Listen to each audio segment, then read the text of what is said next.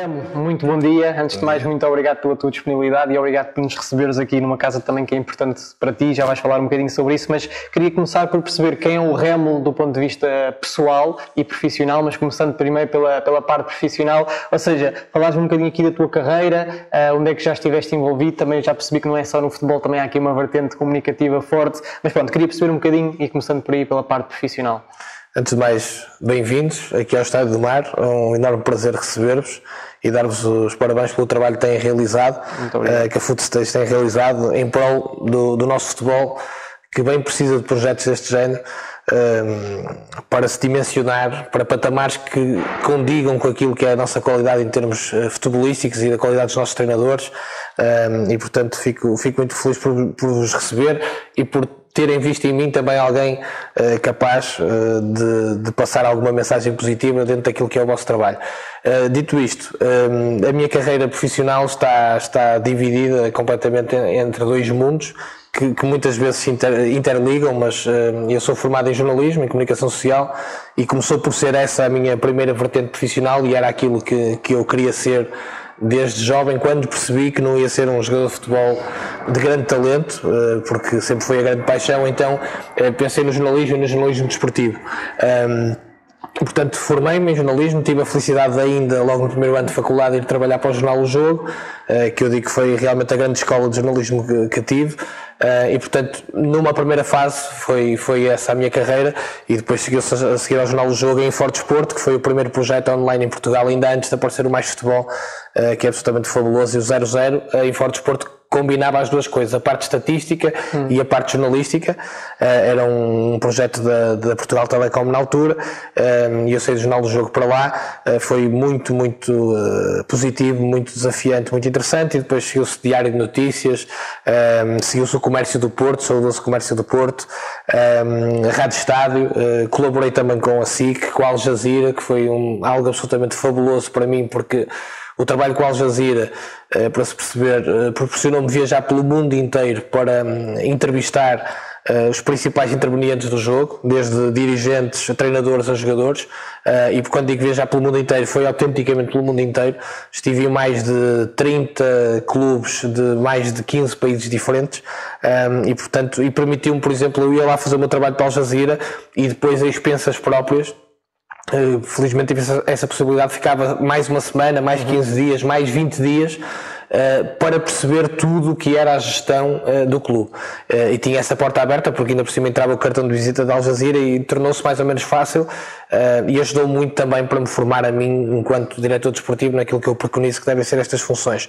Portanto, era como eu dizia, esqueci-me aqui do Porto Canal, que não me devo esquecer, anterior à entrada do Futebol Clube do Porto, estive na fundação, estive 4 anos no Porto Canal, trabalhei como assessor em europeus e mundiais, tenho a parte de autor, felizmente também já tenho 7 livros publicados, todos eles dedicados ao futebol de alguma forma, biografias, como a do caso de Nuno Gomes, mas também muitos livros, incluindo o último, o Descodificando o Treinador e o Jogo, que já vem do projeto A Quarentena da Bola, que talvez seja aquilo que as pessoas normalmente me reconhecem imediatamente nesta fase, pelo trabalho que foi feito na pandemia.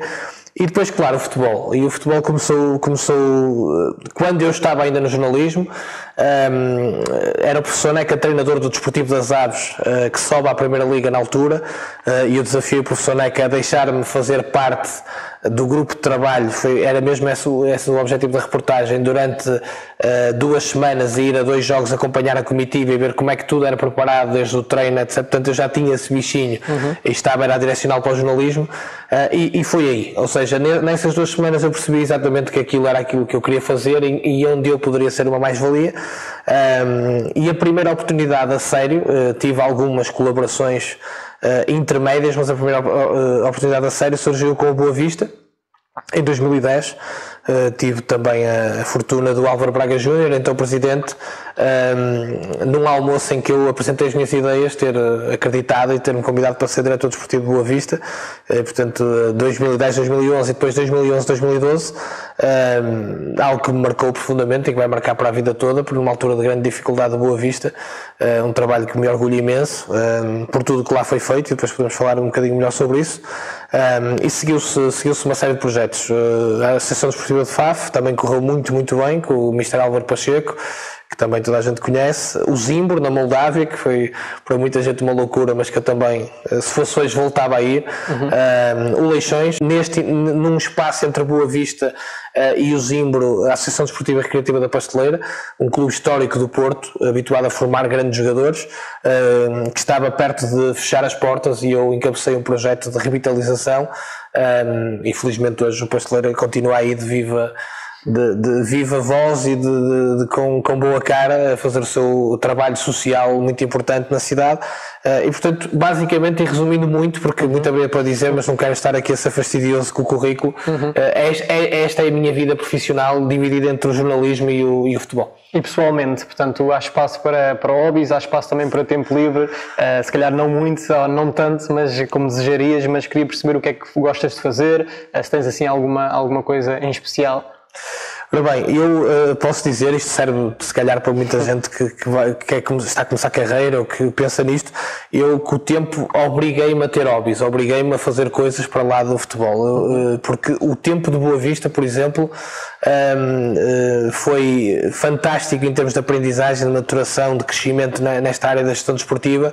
Em termos pessoais foi o pior de sempre, porque eu era 24 horas diretor desportivo de Boa Vista, autenticamente, não fazia mais nada, não pensava em mais nada, chegava ao estádio às 7 da manhã e saía às horas que tivesse que sair, às vezes na madrugada seguinte, quase não estava com a família, quase não estava com os filhos, e portanto obriguei-me a determinado momento a desligar um pouco. Portanto, lidava muito, muito mal com as derrotas, precisava de um ou 2 dias para processar aquilo sem falar com muita gente, incluindo em casa, e portanto com o passar do tempo houve uma maturação também pessoal e profissional, e obriguei-me, coisas que gosto muito de fazer, sendo que depois lá está, também tive que ir corrigindo isso. Muitos hobbies eram ligados à paixão do jogo, portanto, ou ver documentários sobre futebol, ler sobre futebol, nomeadamente de grandes ícones da modalidade. Mas depois comecei a apreciar novamente, que sempre fui um leitor ávido, leio muito e gosto muito de ler, se calhar o meu hobby favorito. Estamos na era das séries e dos Netflix e das HBOs e etc, e portanto eu não fujo a isso, é algo que me distrai e que me faz desligar um bocadinho o botão desta vida louca que é o futebol profissional. E acima de tudo, é um clichê, mas é a realidade, que combinei, fiz este fim de semana de pegar na família, mulher e os filhos, e ir passear e conhecer coisas novas, viajar, levá-los a cidades novas, aldeias novas, a locais novos, e desfrutar da gastronomia e do tempo em família, e posso dizer inclusivamente que já consigo até às vezes colocar o telefone em modo de avião e dizer agora tempo é de família e não atendo ninguém. Portanto, acima de tudo, a preocupação é essa, porque quando te habituas a viver em pressão desmedida, que é um bocado o caso, principalmente em clubes com a exigência de um Leixões ou de um Boa Vista, até do próprio Faf, porque tem uma massa adepta muito, muito particular, habituas-te a viver com essa pressão e às vezes já não sabes viver sem ela, já não sabes estar em descanso, já não sabes desfrutar de coisas simples, e portanto eu habituei-me e eduquei-me a desfrutar dessas coisas simples, mas que são tão importantes para tu manteres o equilíbrio, o foco, para tomar decisões mais fundamentadas, sem ser, quiçá, sempre emocionais. E achas que isso teve a ver com a tua maturação, como falaste, ou se hoje pudesses falar com o Remo mais novo, dirias para fazer exatamente da mesma forma, ou seja, viver tão intensamente como ele viveu, para se calhar hoje poderes desfrutar eventualmente um bocadinho mais desse tempo e desse espaço? Eu teria feito as coisas mais ou menos da mesma forma, já muitas vezes analisei isso, até em família também, porque o que foi mais duro, sem dúvida, foi para a mulher e para o filho mais velho. A minha filha nasceu quando eu estava no Boa Vista, portanto foi duro nessa altura para toda a gente, e eu talvez fizesse as coisas da mesma forma, porque essa dedicação no Boa Vista é que me trouxe depois e que me abriu outras portas. Inclusivamente, há pouco estava a falar do percurso profissional, eu também sou formador e professor, tanto em universidades, nos cursos de gestão desportiva, pós-graduações, como em algumas entidades particulares que dão cursos de direção desportiva, gestão desportiva, etc. E o Boa Vista é que me abriu essas portas, eu trabalho realizado no Boa Vista, e quizás não fosse essa dedicação, não teríamos tido também o sucesso que tivemos em várias vertentes do Boa Vista. O Boa Vista precisava dessa dedicação, porque estava a passar momentos muito difíceis, e isso é que acabou por me enaltecer, digamos, perante outras pessoas que tinham passado, se calhar, por funções idênticas. Ao mesmo tempo, teria se calhar tido mais atenção a questões familiares, de saúde, que obviamente depois também pesam com o passar dos tempos, mas eu acho que aquilo que nós somos hoje é o resultado do que fizemos atrás, e eu não sou muito saudosista, aliás não sou nada saudosista, não fico agarrado a nada que fiz de bem ou de mal, percebo que faz parte do meu percurso e que me trouxe até aqui e que se calhar me levou a ter outras decisões que são importantes também. Muito bem, e dessas coisas todas que foste fazendo e desse percurso que te trouxe até aqui, queria perguntar-te o que é que realmente ao dia de hoje te influencia, ou seja, o que é que realmente toda essa ligação e todo esse contacto que te influencia no dia-a-dia, na tua prática diária, que neste caso como diretor desportivo?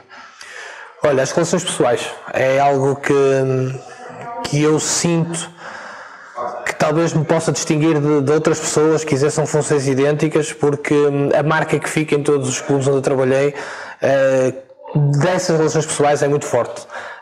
E eu aprendi muito com muitas pessoas ao longo deste percurso, desde treinadores, jogadores, dirigentes, mas também com funcionários, com membros de equipas médicas, com membros da parte dos equipamentos, e portanto essas relações pessoais é algo que eu gosto de fomentar, que não abdico, é o meu modelo, é a minha forma de trabalhar. Sei que há outras, e por exemplo eu sou um aficionado do trabalho do Mário Branco, e o Mário Branco já preconiza as coisas um pouco de forma diferente, mas ele consegue contextualizar porquê, mas eu também nunca estive ao nível que o Mário já esteve, e ao nível que o Mário está e esteve, por mérito próprio, às vezes se calhar temos que conseguir distanciar-nos um pouco mais destas ligações tão fortes em termos pessoais.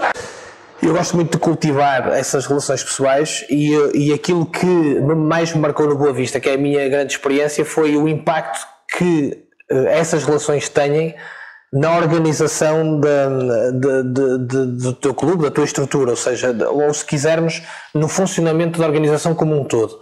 Tu podes viver grandes dificuldades, estar a passar grandes dificuldades, e mesmo assim conseguiste ter as pessoas motivadas para trabalhar, porque existe essa relação, porque existe essa conexão, essa empatia que é criada e que para mim tem feito muita diferença, incluindo com o grupo de trabalho, com os jogadores em momentos-chave da época. É muito, muito importante tu saberes onde é que o clique vai ser necessário e porquê, que palavras é que vais ter que utilizar e porquê, porque eles são todos diferentes, e quando digo eles, jogadores, treinadores, membros do staff, cada um tem a sua forma de ser e de estar, e se tu tiveres a capacidade de a entender, de saber onde é que tens que chegar e como, com que palavras, com que gestos, com que silêncios, que são tão importantes, a gestão do silêncio é tão importante a um nível de exigência máxima, faz diferença. Não é isso que faz toda a diferença, mas para mim faz muita diferença. E, portanto, em tudo que a experiência me trouxe, é algo que eu valorizo imenso, e por isso também nos últimos anos me tenho dedicado muito, principalmente no último ano e meio, 2 anos, a ler muito sobre questões relacionadas com o trabalho que é desenvolvido por coaches e por psicólogos do desporto, e o trabalho que eles fazem junto de desportistas de alta competição, para percebermos nós também onde é que nós podemos impactar dentro das nossas funções para chegarmos àquilo que todos queremos, que é o rendimento. E qual o contributo então, falando agora dessa e pegando nessa última frase, o contributo do ensino mais formal, daquele ensino que se calhar tu recebes nos cursos, nas formações, nas faculdades, versus ou aqui em concordância também com esta experiência prática, porque falas aí também muito dessa tua experiência de Boa Vista e claramente que te influenciou, ou seja, se tivesses que balancear ou não, gostava que me explicasse aqui um bocadinho como é que estas se relacionam. Eu digo desde já que eu, por exemplo, tenho uma preocupação tremenda nas formações que dou de ser o mais prático possível. Vou buscar exemplos, às vezes começam-se a rir, de coisas que se passaram no dia-a-dia, para eles perceberem que eu apresento ali o meu modelo de direção desportiva e de gestão desportiva, mas também lhes digo que aquilo é um modelo bonito, é o castelo de areia que tu constróis, mas temos que saber que pode vir uma onda e pode deitar aquilo tudo abaixo, e que temos que estar preparados para depois lidar com a situação. E portanto eu vou muito atrás de exemplos práticos, porque nada substitui a experiência do dia-a-dia, e tu passares pelas coisas autenticamente, porque eu acho que o que acontece muito no futebol em geral e com as pessoas que querem entrar no futebol é que vivemos muito a cultura do futebol manager. E eu, lá está, olha, por falar em hobbies, e foi um hobby que eu tive que começar a pôr um bocadinho de parte, porque senão ou estava a trabalhar ou estava no manager, sendo que também é uma ferramenta muito boa de trabalho, porque te permite conhecer e é uma base de dados tremenda do mundo do futebol, mas como eu te dizia, o futebol manager tu clicas em botões e as coisas vão acontecendo. e o dinheiro aparece e as coisas estão muito bem, aquele jogador que está chateado depois para o lado, vais buscar outro, as coisas vão acontecendo naturalmente, precisas de staff, tens lá a lista de staff, quero este, trazes este, e a vida real não é assim. Nem pouco mais ou menos, e muito menos é a vida real dos clubes portugueses. Exato. Os clubes portugueses têm imensas dificuldades, independentemente do patamar em que estejam, muitas dificuldades, de muita ordem. Temos também um problema sério de cultura desportiva, falta de cultura desportiva. Os nossos adeptos têm um problema seríssimo de falta de cultura desportiva, portanto aquela questão de não há paciência, somos latinos, é assim, faz parte, é muito bonito, é um chapéu muito bonito, mas é um problema de falta de cultura desportiva, ponto final, parágrafo. O adepto português quer que a sua equipa ganhe a todo custo, mesmo que não o admita, não interessa como, não interessa se atropelou alguém pelo caminho, e acima às vezes ainda querem mais que o rival perca do que a sua equipa ganhe. Portanto, este problema impacta muito naquilo que é o trabalho das organizações desportivas, e por isso é que eu digo, tens que passar pelas coisas, tens que as sentir na pele, e eu entrei com uma visão muito romântica no Boa Vista disto tudo, um bocado a futebol manager, eu achei, ora bem, eu tenho o networking, conheço os jogadores que vejo muito futebol, tenho o lado da comunicação porque é a minha formação, portanto isto só pode dar certo, e depois ao fim do mês levei um banho de realidade porque todos os dias te batem à porta com um problema muito sério para resolver, e tu não tens essas ferramentas porque não as adquiriste. As formações não te dão imediatamente essas ferramentas, mas são absolutamente fundamentais. Eu, por exemplo, já depois de ter sido diretor do Desportivo Boa Vista, completei, salvo erro, 8 ou 9 formações diferentes, algumas em Portugal, algumas fora de Portugal. E fui atrás disso. E as pessoas às vezes dizem, mas tu que já tens essas, o que é que estás aqui a fazer? Por exemplo, aconteceu-me no curso de dirigentes da Federação Portuguesa de Futebol, uma pessoa disse, isto para ti, não, muito importante. Muito importante. Primeiro porque estamos com profissionais de excelência à nossa frente que estavam a dedicar o seu tempo para nos dar a conhecer e a apresentar algo importante. Depois também precisamente por causa do networking. Em todas as formações, e acho que as pessoas têm que ter isso em consideração, e a Footstage está, mais uma vez, digo isto, não para puxar lustro, mas porque é verdade, vocês foram atrás de algo que é importantíssimo, que é o networking, que é o mais difícil, a maior parte das vezes. Tu queres entrar neste mundo, mas não é fácil, não bates à porta, não vens aqui, pedes uma reunião e as coisas acontecem porque tu vieste aqui e és um gajo porreiro. Portanto, as formações têm este lado, conheces muita gente e tens acesso àquilo que é o fazer bem. Fazer bem é desta forma. Ou pelo menos existe este contexto que te permite fazer bem. Depois tens que pegar naquilo que é a parte teórica e adaptar à tua realidade o melhor que conseguires. E adaptar àquilo que são as condições que tu tens para trabalhar. Portanto, eu sempre que me perguntam e muitas vezes me dizem, olha, o que é que achas deste curso? Devo fazer? É um curso, é uma formação, deves fazer. Seja ela qual for, não vai tirar nada e vai sempre deixar ali alguma coisa. Se calhar às vezes vai ser uma frase que um dos formadores diz, alguma coisa que tu trocas de experiência, alguma apresentação de PowerPoint que te marca e que te faz a ti pensar no teu caminho, e portanto eu acho que acabam por ser ingredientes importantes para na tua receita, que vai ser a tua própria, que cada um deve seguir o seu caminho e deixar uma trilha se possível, mas não seguir já as estradas que existem, mas para tu seguires o teu caminho tens que ter alguns mapas, tens que ter alguns guias, e nas formações é muito importante. Até porque se calhar também é a única oportunidade que muita gente vai ter de falar diretamente com pessoas que estão a um nível muito mais elevado. Por isso é que eu na quarentena da bola também dou muita importância às formações, porque eu sinto que é uma oportunidade de qualquer um que se inscreve poder falar diretamente com Abel Ferreira, com Luís Castro, com um Pepa, com o Vítor Pereira, com o Rui Vitória, com o Renato Paiva, com treinadores com uma taxa de sucesso gigantesca, e perguntarem aquilo que entenderem, porque eles vão responder. Portanto, as formações têm também este lado, portanto eu não abdicaria de nenhuma, sendo certo que obviamente a experiência do dia-a-dia é impagável e não se ensina em lado nenhum, porque depois cada clube é cada clube. Exatamente. E utilizando essa experiência do dia-a-dia, realmente eu queria te perguntar se tu pudesses descrever aqui de alguma forma a tua rotina diária. Sei que os dias com certeza são todos diferentes, mas desde o momento que chegas ao clube, o pré-treino, durante o treino, o pós-treino, e tu estás neste momento numa função que é muito importante, que é a função de diretor desportivo, e muitos dos nossos ouvintes neste caso também são treinadores, mas também gostam de saber este lado mais de management, não é? De gestão. Eu queria também um bocadinho ouvir aqui como é que as coisas são organizadas no teu dia-a-dia. Olha, eu por defeito profissional, defeito entre aspas, gosto de ser o primeiro a chegar. E portanto, se os jogadores têm que estar no clube, imagina, até às 9, eu 7h30 estou cá. E normalmente é essa a minha rotina. Eu às 7h30 chego sempre ao estádio, gosto de ligar o computador e ver as notícias imediatamente, portanto, ler os jornais é a primeira coisa que eu faço, e estar atento a tudo isso. Depois, quando chego ao team manager, de ver com ele tudo em questões logísticas e operacionais do dia, mas também da semana, e as pessoas dizem, bem, mas isso tu fazes em 10 minutos e não fazes mais. Não é verdade, estamos sempre em constante análise de tudo o que está a acontecer, até porque é um ambiente dinâmico e, por exemplo, a lesão que acontece hoje não foi a lesão que aconteceu ontem, a azia de hoje não foi a azia de ontem, o estado do relevado de hoje não é o estado do relevado de ontem, os jogadores disponíveis para treinar hoje não são às vezes os mesmos de ontem, nem vão ser os mesmos de amanhã, e portanto há uma série de situações que estão sempre a acontecer e que nos obrigam a estar também em análise permanente naquilo que é a operacionalização. Portanto, todos os dias há um espaço de preparação para o jogo a seguir, seja porque tens que reunir com toda a equipa para preparar as questões logísticas, e cada um tem a sua função, cada responsável do departamento, e eu sou o responsável do departamento de futebol. Por exemplo, temos que dizer a que horas é que vamos fazer a refeição e aonde, se é dentro do estádio, se é fora, se for fora, a que horas saímos e a que horas voltamos.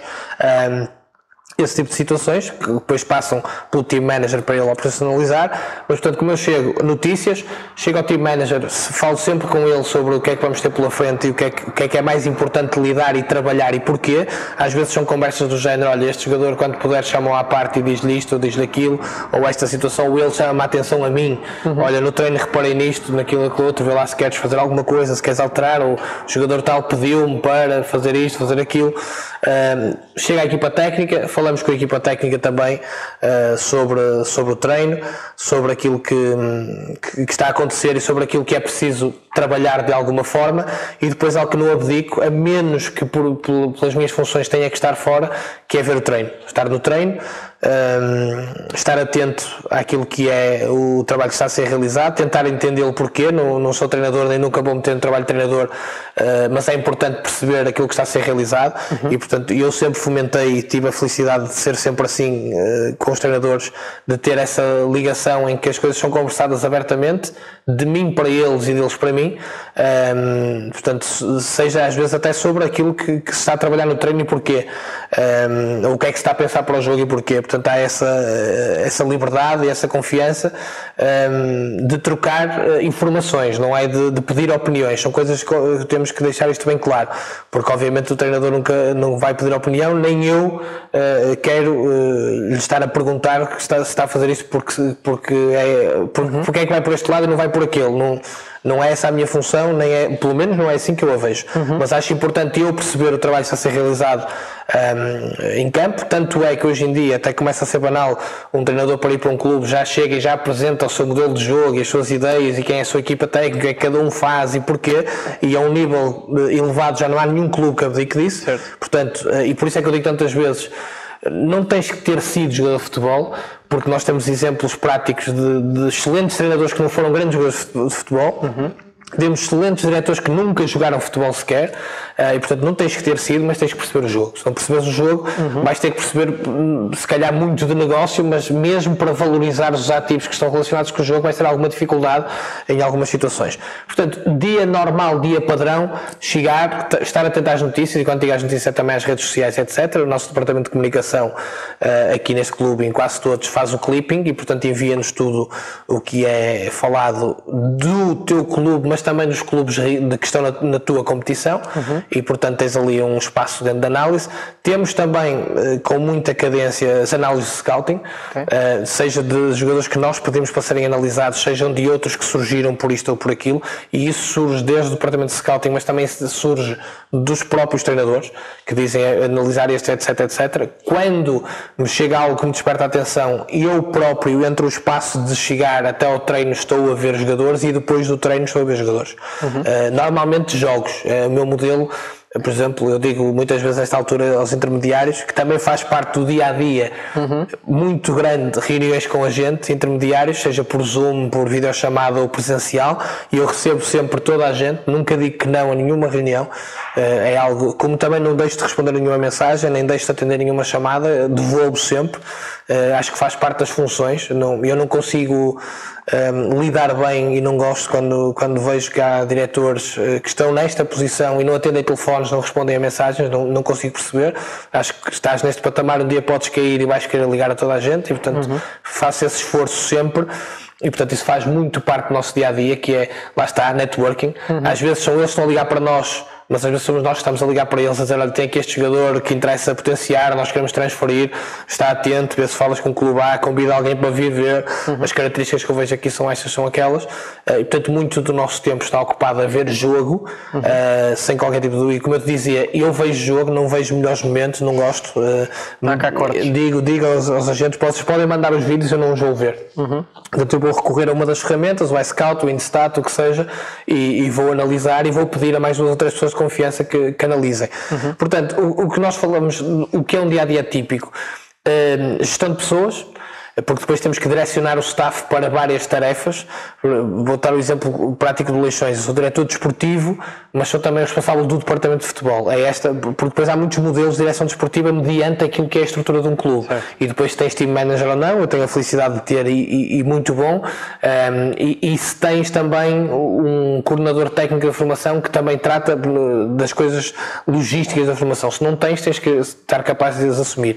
E, por exemplo, aqui eu é que sou responsável por dividir, vai ao enfim pormenor de que equipamentos é que os sub-18, sub-19 e sub-23 vão levar para os seus jogos, a logística dos transportes, a logística dos fisioterapeutas que vão a cada jogo. Portanto, isso passa tudo por mim. Portanto, estás a gerir pessoas, estás a gerir staff, estás a gerir relações pessoais, estás a gerir egos também, que é a maior parte do trabalho do dia-a-dia, e depois estás a analisar notícias, estás a analisar o meio envolvente e estás a analisar os jogadores, os teus e os outros, porque nós também perdemos muito tempo a ver os nossos jogos, os nossos próprios jogadores. Perdemos não, ganhamos muito tempo a fazer isso. Portanto, o dia-a-dia típico de um diretor desportivo, ou pelo menos o meu, costuma ser este, sendo certo também encontro aqui espaço para falar e receber adeptos, e foi assim em todos os clubes onde eu estive. O Leixões não é exceção.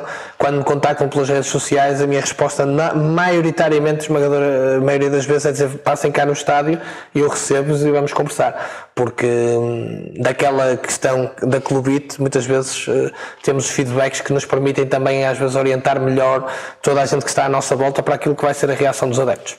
Falaste aí muito bem uma vez mais sobre a parte do networking. Eu queria perguntar-te como é que tu fazes ou farias a seleção de colegas hoje em dia para trabalhar contigo? Isto é uma seleção que está baseada também nessa relação pessoal que tu tens com esse candidato ou esses candidatos, e se adicionas a esta relação pessoal também depois a parte da competência específica para a função que estás a recrutar. Portanto, queria perceber um bocadinho sobre isso, qual é a tua base de recrutamento, também se, por exemplo, se abres uma posição no LinkedIn, que hoje é muito feito, se vais à tua rede de contactos, se procuras naquele X empresário. Portanto, queria perceber um bocadinho agora especificamente nesta fase, isso é importante, como é que tu fazes essa gestão?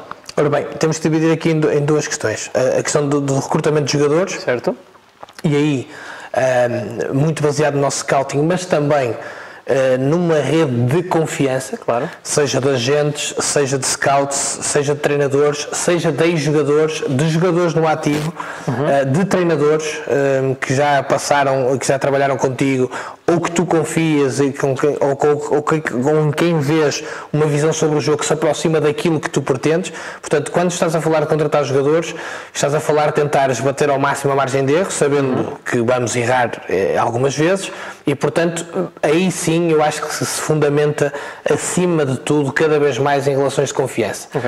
Evidentemente que muitas vezes nós detectamos um jogador e não sabemos a quem pertence e gostamos tanto que vamos atrás, mas ainda assim tentamos envolver no processo alguém que nos traga confiança na negociação, se for possível.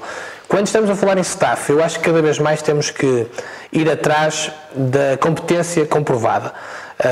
E sermos capazes de analisar a competência comprovada em contextos de dificuldade ou de pouca estrutura para às vezes fazeres o teu trabalho, de poucas condições para tu teres o trabalho ou conseguires atingir patamares de excelência. E há pessoas que o conseguem fazer no Campeonato de Portugal, agora na Liga 3, de forma brilhante, e nós estamos na Liga 2 ou Liga 1, acho que temos que cada vez mais ter a capacidade de olhar, de ler o que é que foi uma temporada num clube e perceber, mediante todas as situações, o trabalho que a pessoa da comunicação, do marketing, da direção desportiva, se calhar até da vertente jurídica ou financeira, ou que seja, dependendo de que é que estás à procura. Ora bem, neste clube, que trabalho foi feito? Com que condições? Portanto, a questão do LinkedIn é interessante. É evidente que tu, quando queres trazer alguém para trabalhar para perto de ti, o teu cérebro é automático, vai pensar em alguém que te diz algo, que tu já conheces, porque é confortável, mas eu acho que isso também é não sair da zona de conforto e às vezes é tornar as coisas um pouco perniciosas, porque há alguém da tua confiança que não te vai desafiar muito, a quem tu estás a dar a mão, ora bem, dei-te a mão, ajudei-te, portanto, que também não te vai confrontar muito, de alguma forma, tirando se tiver essa característica de forma intrínseca. Portanto, eu acho que cada vez mais nós temos de ser capazes, e em Portugal não se faz isso, ponto. Em Portugal vai-se buscar alguém conhecido, ou que alguém que é importante diz, leva este, ponto. Portanto, estás de alguma forma sempre a dar a mão a algum interesse. Acho que nós temos de ser capazes de começar a avaliar o trabalho das pessoas como se faz no mundo empresarial, pelas competências, pela dinâmica, dar a oportunidade às pessoas de mostrarem o seu trabalho, mostrarem as suas ideias, de se sentarem contigo e de mostrarem quem são e porquê, de terem a oportunidade, mesmo que não conseguindo perceber exatamente o contexto do clube onde estás, mas que, quiçá com algum lirismo por causa disso, mas que digam, eu acrescentaria isto, e porquê que acrescentaria isto, o que é que cada um trazia. Portanto, eu acho que é muito importante dar a conhecer o seu trabalho, e vou dar aqui um exemplo prático. Como eu te disse há pouco, eu gosto de falar de exemplos práticos. Dois treinadores, posso dizer três treinadores, e aqui gosto de falar do eu, que não sou nada apologista do eu, mas vou dizer do eu. Três treinadores que eu tive o privilégio e a felicidade de lançar: Mário Silva, que está agora no Santa Clara, Álvaro Pacheco, treinador do Vizela, e Filipe Gouveia, que este ano fez um trabalho incrível no Vila Franquense. Álvaro Pacheco chegou a FAF, não ia ser o Álvaro Pacheco treinador do FAF, quando saiu o Ivo Castro. Nós já tínhamos treinador definido, eu e o Presidente, e o Álvaro Pacheco, que tinha sido jogador no FAF, pediu para eu e o Presidente o recebermos. E nós recebemos, naturalmente, o Presidente porque ele tinha sido ex-jogador do clube, e eu porque, como te disse, recebo toda a gente, faço questão. E o Álvaro chegou com um iPad, como tu estás, com a ideia de jogo dele, esteve ali a falar, e durante aquela meia hora conquistou-nos. Pelo que apresentou, pelo que disse, pelo conhecimento que demonstrou do plantel que nós tínhamos e da realidade do FAF. E foi o Álvaro Pacheco, treinador do FAF, e agora posso dizer o resto da história, porque está à vista de toda a gente. O Mário Silva convidei para ser o elo de ligação entre o futebol de formação e a SAD no Boa Vista. Portanto, comigo, que eu era o diretor desportivo, mas era o responsável por todo o futebol do Boa Vista. E ao fim de 2 semanas de trabalhar com o Mário, disse-lhe: pá, tens que ir para o treino, porque tu é aí que estás bem. Não. Consegui convencer-lo primeiro a ser adjunto e depois a ser principal, e mais uma vez o resto é história. Mas teve a ver com o facto que o Mário estava lá, e o Mário começou-se a libertar e começou a falar sobre o jogo e sobre aquilo que eram as vivências dele. O Gouveia é ainda mais giro, entre aspas. O Gouveia, eu estava no Porto Canal, convidei para ir a alguns programas do Porto Canal como comentador, fomos-nos conhecendo, e quando há à altura a oportunidade para ser treinador de sub-19 de Boa Vista, que foi assim que ele foi para lá, que estavam em último lugar da segunda divisão nacional, portanto prestes a descer ao distrital, o Gouveia disse: opá, dá-me a oportunidade, e eu com esses miúdos, com estas características, como eu me vejo como treinador, nós ainda subimos divisão. Para muita gente era loucura o que ele estava a dizer. Eu vi nele, naquele discurso, naquilo que ele me disse, a capacidade para, e subiu divisão. Passou do último para o primeiro, subiu divisão, e na mesma época ainda acabou a treinador da equipa principal do Boa Vista. Se eu não desse essa oportunidade, e vou-te dizer, eu não era particular amigo do Gouveia, conhecia-o, mas não era particular amigo, dava-me bem com o Mário, mas nunca tínhamos falado sobre essas coisas, e não conhecia o Álvaro Pacheco de lado nenhum. Portanto, se eu não lhes tivesse dado esta oportunidade, as pessoas não tinham tido a oportunidade de demonstrar essa capacidade, e nós conseguimos ler essa capacidade. Podia ter corrido mal, felizmente correu bem, mas corresse mal não havia problema nenhum. As pessoas naquela entrevista, naquele momento, naquela conversa, demonstraram capacidade. Portanto, em tudo que é staff, direção desportiva, direção de marketing, direção de comunicação, foi contratado assim o diretor de marketing. De vários candidatos, apresentou o seu trabalho, apresentou as suas ideias, apresentou o seu percurso, e aqui está. E eu acho que tem que ser esse cada vez mais o caminho. As pessoas têm que deixar cada vez mais aqui em Portugal a questão da cunha, da zona de conforto, para se não quiserem falar da cunha, que às vezes ficam chateados, é muito fácil escolher alguém que te é próximo e que não te vai causar grandes transtornos, que não te vai chatear muito com nada. Eu acho que isso é muito fácil e temos que ir pelo caminho da competência. E quais é que são então, e estás habituado a lidar diretamente com o clube e com o seu dia-a-dia, quais é que são hoje os principais desafios? O que é que sentes que realmente, já falaste aí de vários, Clubite, portanto a parte também financeira eventualmente, portanto queria perceber aqui como é que tu olhas para este desafio e se tens alguma solução para ele a curto ou médio prazo? Olha, a solução principal é ser realista. Ok. Tu perceberes o contexto em que estás, as condições que tens e seres realista. Não quereres, independentemente da história do clube e da pressão que lhe está associada e que vai estar sempre, porque o adepto comum não quer mesmo saber, estar-se a borrifar se tu tens dinheiro, se não tens dinheiro, se vais conseguir buscar o jogador A, B, C ou D. Eles querem ganhar, ponto. Independentemente da divisão em que estejas, e então quando tens história querem é que tu ganhes e ponto final. Portanto, essa parte tu já sabes, está lá e vai estar sempre presente em clubes com dimensão. Mas é o que eu costumo dizer, esse é um bom problema, porque se tens esse problema estás num clube que tem essa história e que tem esses adeptos. Portanto, é bom. A parte financeira vais ter 80% das vezes enquanto estiveres a trabalhar no futebol português, e acho que estou a ser simpático a dizer 80%, portanto também já sabes que não vais poder cometer algumas loucuras. Portanto, a dose de realismo é absolutamente importante. Eu acho que se ela não existir, tens que a tentar trazer de alguma forma. Nem sempre é fácil. Tens que saber ver com esse realismo, tens que saber passar esse realismo para toda a gente que está à tua volta, porque tudo que é desmedido é mau, e tudo que seja além das capacidades de uma estrutura, seja ela empresarial ou de um clube, cada vez também é mais uma empresa, é uma empresa no fundo, é muito importante. E os maiores erros que têm sido cometidos, se toda a gente a tentar bem, na gestão de clubes de futebol em Portugal, é a falta de realismo. Decisões completamente desmedidas, espatafúrdias para aquilo que é a realidade do clube, para aquilo que o clube consegue gerar em termos de retorno financeiro. Às vezes, incapacidade para tornar o clube mais atrativo, para gerar mais retorno. É o pensar no imediatamente, a bola tem que entrar no domingo e ponto final. E se não for o caso, eu deixo isto como estiver e quem vier a seguir que apaga a luz e que fecha a porta.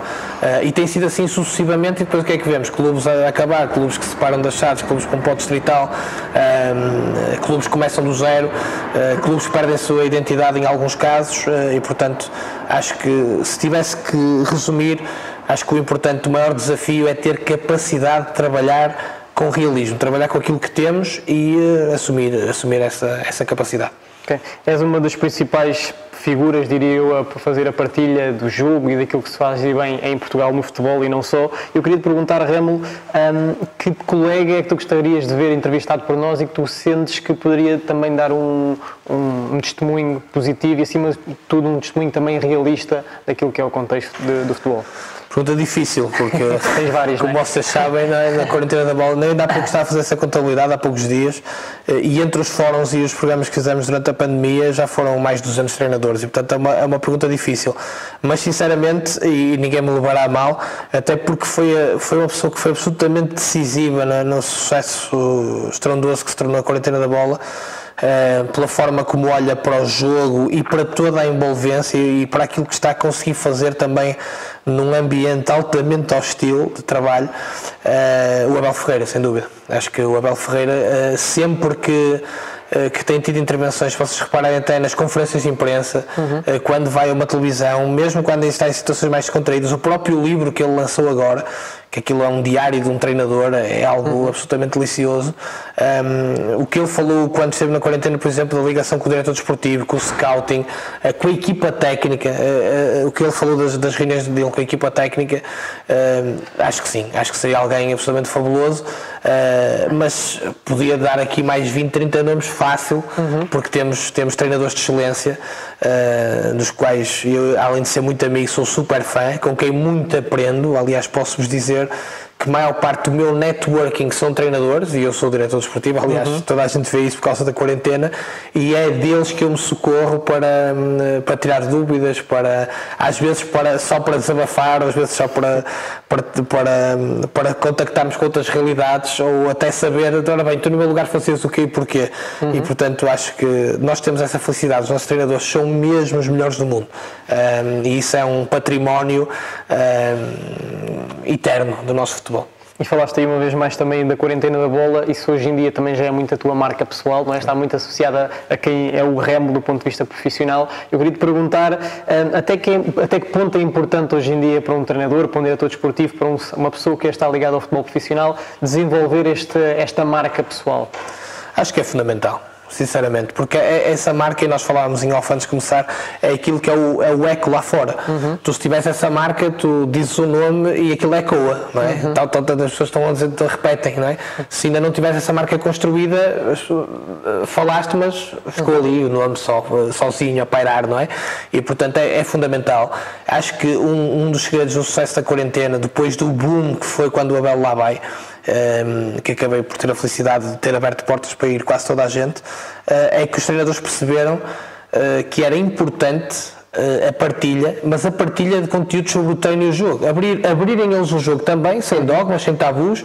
Vamos falar sobre o jogo, vamos falar sobre as nossas ideias, vamos abrir, e depois estarem 20, 30 mil pessoas a ver, deliciadas com aquilo. Portanto, o que é que provou também? As pessoas querem ouvir falar sobre o jogo e sobre o treino, só que estão habituadas normalmente a ouvir a falar das coisas externas ao jogo, ao acessório ao jogo, aos fediberes, à confusão, ao problema, à arbitragem, ao diz que disse, ao insulto. Portanto, e aqui provou isso, e os treinadores perceberam que aquilo é um veículo de promoção também, aquilo também é criar marca. E acho que o mais forte que se pode dizer sobre isto, o melhor cartão de visita que fica sobre isto e sobre a necessidade de criar essa marca e de às vezes não sermos tão fechados e com tantos medos, tantos fantasmas, é o Abel Ferreira dizer publicamente, que também está lá no YouTube, que fiz questão de cortar e se guardar lá, que quando assina pelo Palmeiras, as pessoas do Palmeiras lhe disseram que viram a prestação dele na quarentena da bola e que ficaram maravilhados. E que a partir dali foram à procura de mais informação, mas que aquela presença ali, vista pelo Palmeiras, a ver o Abel Ferreira, treinador do PAOK, ou seja, evidentemente, e eu sei de mais casos destes, sei de mais casos que têm servido ao LinkedIn e depois há o YouTube de quarentena da bola e este treinador, deixa-me ver o que é que ele disse. O Vítor Pereira agora assinou no Brasil, no Corinthians, e o Luís Castro no Botafogo, e em 2 dias foram mais de 20 mil visualizações dos vídeos de cada um deles que estão publicados. Portanto, a marca é importante, a abertura mental para a necessidade de, no contexto em que vivemos, de criar essa marca e de alimentares essa marca, se calhar rodeando dos players certos que o sabem fazer, é decisivo. Acho que é decisivo e que pode muitas vezes ser a diferença ténue entre escolheres este em detrimento deste. Sem dúvida. E onde é que te vês daqui a 5 anos? Olha, vejo-me na Primeira Liga, seja em Portugal ou fora de Portugal. É um objetivo que eu criei para mim. Já estive no futebol de formação, já estive no futebol distrital, já estive no Campeonato de Portugal, já estive na Liga 2, já estive no estrangeiro na Primeira Divisão e a jogar competições europeias. Portanto, tenho que ser ambicioso também, acho que tenho as capacidades para tal e, portanto, é onde me vejo e espero concretizar esse objetivo. E que última mensagem é que darias aqui à malta que nos segue e aos nossos membros, a malta que quer efetivamente também fazer disto vida e que está a entrar agora ou que também já está envolvido na modalidade? Olha, é uma mensagem de perseverança, porque é extraordinariamente difícil. Não vou pintar aqui um cenário bonitinho, dizer aquele persigam os vossos sonhos e tal, isso toda a gente lhes vai dizer e é notório. Agora, é uma mensagem de perseverança no aspecto de dizer que vai ser muito difícil. Muitos não vão conseguir, têm que ter essa noção, e acho que é importante uma pessoa ter a ideia que pode não conseguir. Era como eu dizia há pouco, eu vejo-me na Primeira Liga, quero estar na Primeira Liga, mas tenho perfeita noção que pode não acontecer. Aliás, posso dizer que para mim, na análise que eu faço da minha carreira e do meu percurso, eu sinto que já lá deveria ter chegado. E não cheguei, e também não cheguei por culpa minha. E já consigo fazer essa análise do porquê em determinados momentos.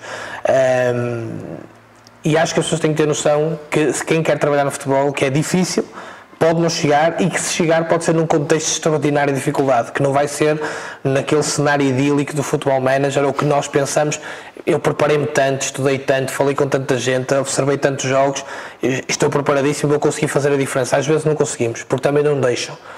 As coisas estão montadas de tal maneira que até não querem que tu faças muita diferença, porque vais agitar demasiado as coisas e vais expor as fragilidades de pessoas que não querem ver as suas fragilidades expostas. Portanto, dizer-lhes que é preciso muita perseverança, não vou atrás da coisa, não desistas dos teus sonhos, que não gosto nada disso, isso é um chavão mesmo que toda a gente diz a toda a gente, e que fica muito bem dizer quando não tens mais nada para dizer, dizer dificuldades extremas, mas que se preparem e que se formem, que falem, que troquem ideias, que vão à procura, que não desistam no aspecto vão ter muitos nãos, mas continuem a bater às portas, para quando a oportunidade chegar estarem preparados para ela, porque se a perderem, depois há mais 30 pessoas, 40, 300, 500, 5 milhões que querem estar no lugar em que eles estão quando estão num clube.